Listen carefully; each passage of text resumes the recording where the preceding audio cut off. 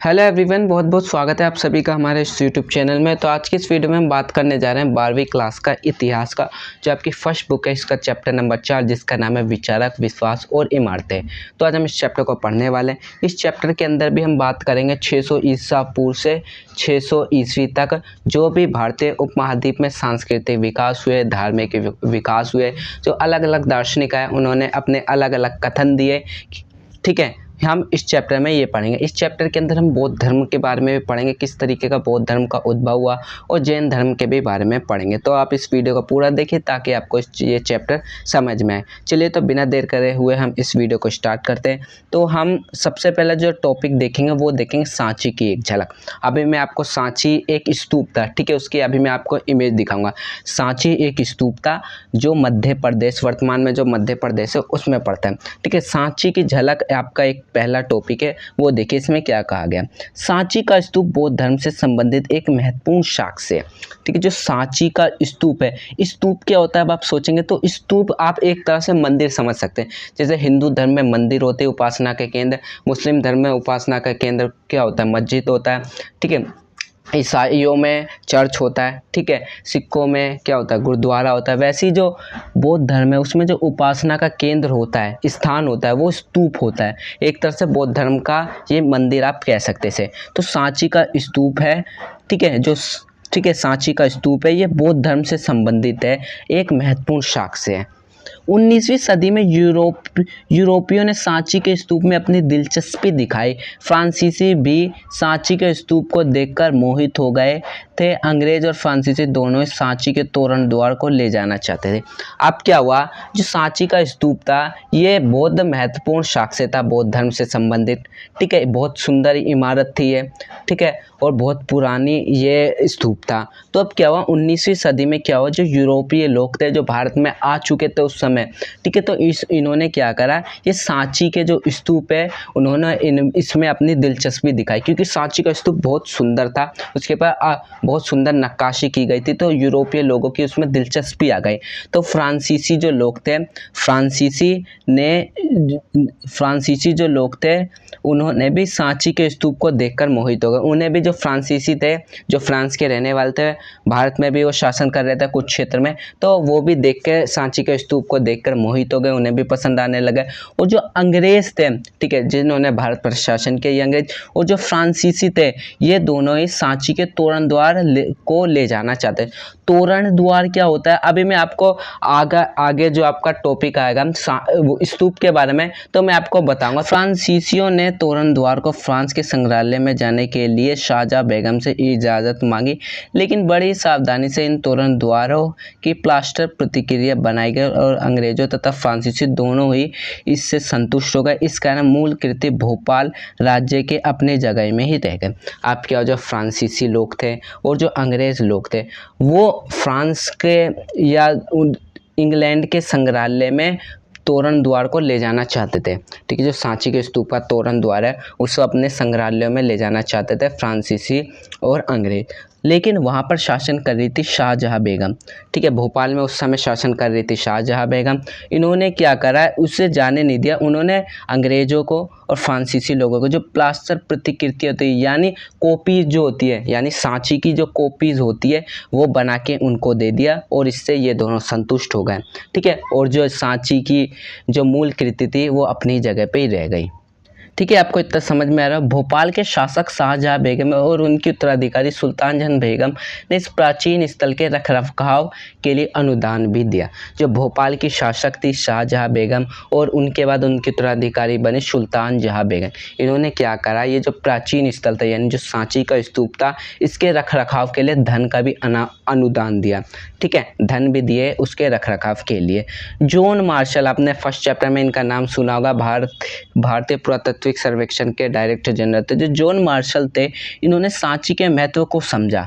John Marshall ने सांची के महत्व को समझा, उसका क्या महत्व है, और इस पर अपना ग्रंथ लिखा, और अपने द्वारा लिखे गए ग्रंथ को सुल्तान जहां बेगम को समर्पित कर दिया। अब जो जॉन मार्शल थे, भारतीय पुरातत्व सर्वेक्षण के डायरेक्टर जनरल, इन्होंने सांची के महत्व को समझा कि इसकी बौद्ध धर्म में या भारतीय उपमहाद्वीप में इसकी क्या महत्व है। ठीक है, इसका क्या महत्व है, और इन्होंने इसके ऊपर अपना ग्रंथ भी लिखा और इन्होंने अपने ग्रंथ को सुल्तान जहाँ बेगम को दे दिया। सुल्तान जहाँ बेगम ने वहाँ पर एक संग्रहालय, ठीक है, संग्रहालय बनाया और अतिथिशाला जहाँ पे लोग आते हैं उसे अतिथिशाला कहते हैं, अतिथिशाला भी बनाया है। इसके लिए उन्होंने इन सब चीज़ों को बनाने के लिए धन दिया, ठीक है, धन दिया। सुल्तान जहाँ बेगम ने जोर मार्शल के द्वारा लिखी गई पुस्तक के प्रकाशन में भी धन दिया। अब जो पुस्तक होते हैं उसके प्रकाशन में भी पैसे चाहिए होता है, तो उन्होंने जॉन मार्शल की जो किताब है उसके प्रकाशन के लिए भी अनुदान दिया, ठीक है, धन जो था वो अनुदान दिया।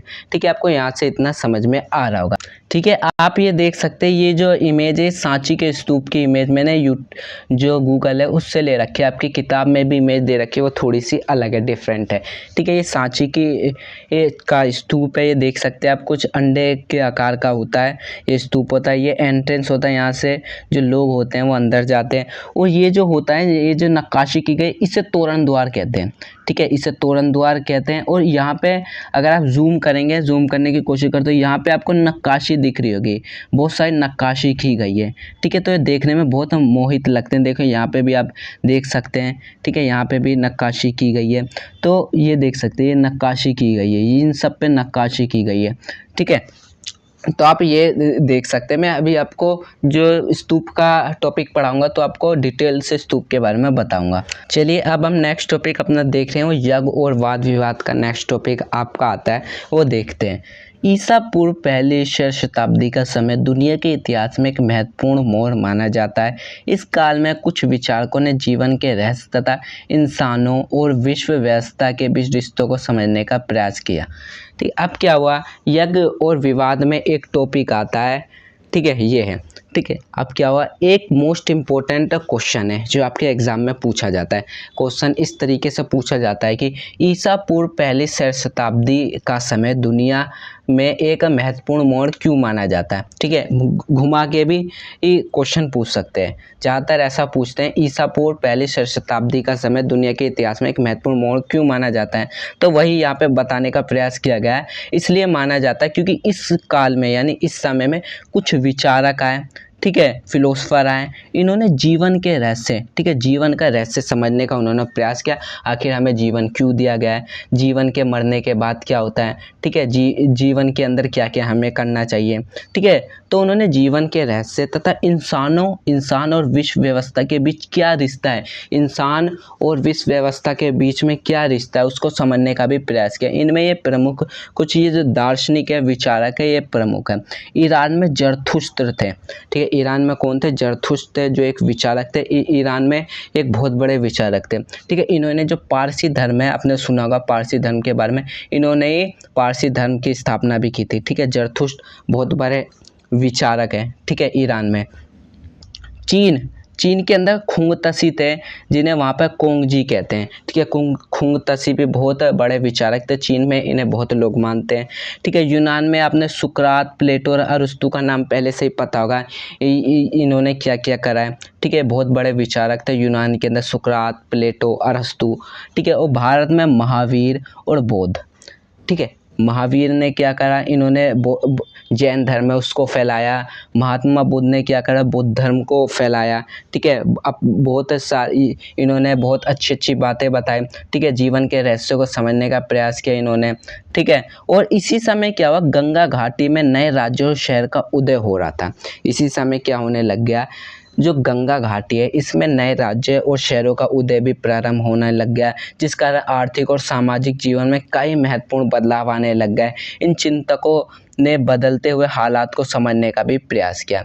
अब इसी समय क्या हो रहा था कि गंगा घाटी, इसमें नए नए राज्य शहर उभर के आ रहे थे। जब नए नए राज्य उभरेंगे, शहर का विकास होगा, तो नए नए आर्थिक और सामाजिक जीवन में भी बदलाव आने लोगों का शुरू हो जाएगा। और इन चिंतकों ने लोगों में जब इतने बदलाव आ रहे थे, इसको भी समझने का प्रयास किया। इसलिए जो ईसा पूर्व पहली शताब्दी है, ये विश्व में एक महत्वपूर्ण काल माना जाता है। ठीक है, यहाँ से आपको इतना क्लियर हुआ। अब देख लीजिए, गौतम बुद्ध के बारे में देख लेते हैं, जिन्होंने बौद्ध धर्म की स्थापना की। ठीक है, एक बहुत बड़े दार्शनिक थे।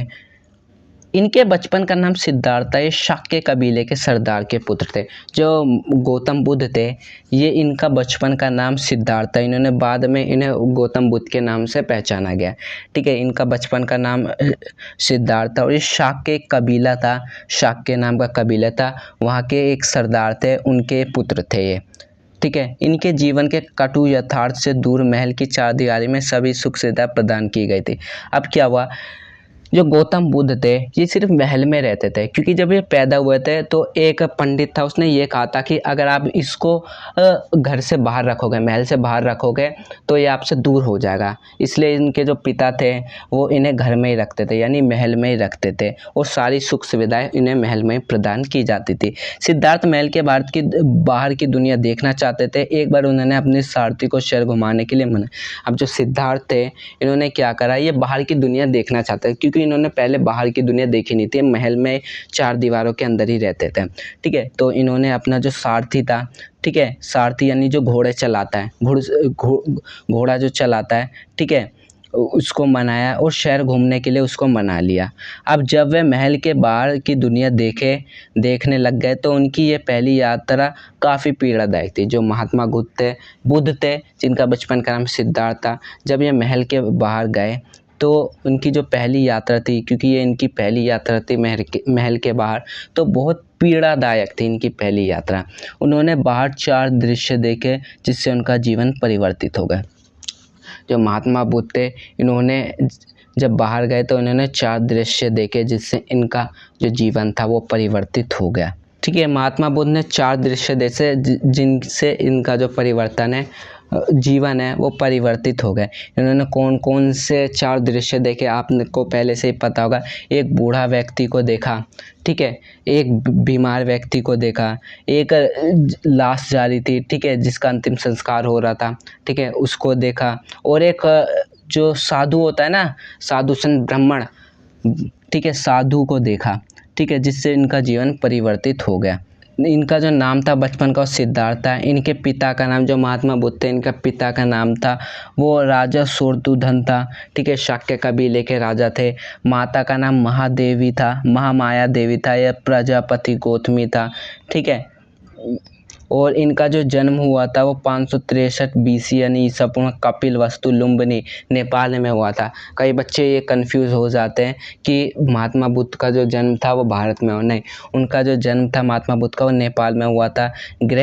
कब गृह त्याग दे दिया था उन्होंने, अपने महल को कब छोड़ा था, तो 29 वर्ष की आयु में अपने महल को छोड़ दिया था। मृत्यु इनकी 483 BC यानी ईसा पूर्व में उत्तर प्रदेश के कसिया गाँव में हुई थी। इन्हें जो ज्ञान प्राप्ति है वो कहाँ हुई थी, तो इन्हें ज्ञान प्राप्ति हुई थी बोधगया, यानी बिहार में एक जगह थी बोधगया, यहाँ पे इन्हें ज्ञान प्राप्ति हुई थी। निरंजन नदी के किनारे एक पीपल वृक्ष था, इसके नीचे इनको ज्ञान की प्राप्ति हुई थी। जिस पीपल वृक्ष के नीचे इन्हें ज्ञान की प्राप्ति हुई थी उसे बोधि वृक्ष के नाम से जाना जाता है। निर्वाण यानी मुक्ति इन्हें कब प्राप्त हुई थी, ठीक है, कुशीनगर में इन्हें निर्वाण प्राप्त हुआ था। प्रथम उपदेश इन्होंने कहा दिया था, तो सारनाथ एक जगह उत्तर प्रदेश में, यहाँ पर इन्होंने प्रथम उपदेश दिया था। वहीं उसी जगह को धर्मचक्र प्रवर्तन भी कहते हैं। ठीक है, तो आपको ये भी पता होना चाहिए, क्योंकि एक मार्क्स में ये सब पूछ लेता, महात्मा गांधी ने पहला उपदेश कहाँ दिया, इन्हें निर्वाण की प्राप्ति क्या हुई, ठीक है, ज्ञान की प्राप्ति महात्मा बुद्ध को कहाँ हुई, ठीक है, तो आपको ये भी पता होना चाहिए। तो आई होप अभी तक मैंने आपको जितने भी टॉपिक समझाए होंगे आपको समझ में आ गए होंगे। अगर फिर भी आपको किसी टॉपिक में डाउट है तो आप हमें कमेंट करके पूछ सकते हैं। ये जो चैप्टर है 2 से 3 पार्ट में पूरा करवा दिया जाएगा। इसका जो दूसरा पार्ट है वो भी जल्दी चैनल पर अपलोड करवा दिया जाएगा। अगर आपको हमारी वीडियो अच्छी लगी तो वीडियो को लाइक करो, चैनल को सब्सक्राइब भी जरूर करें। तो जल्दी मिलते हैं हमारे नेक्स्ट वीडियो में।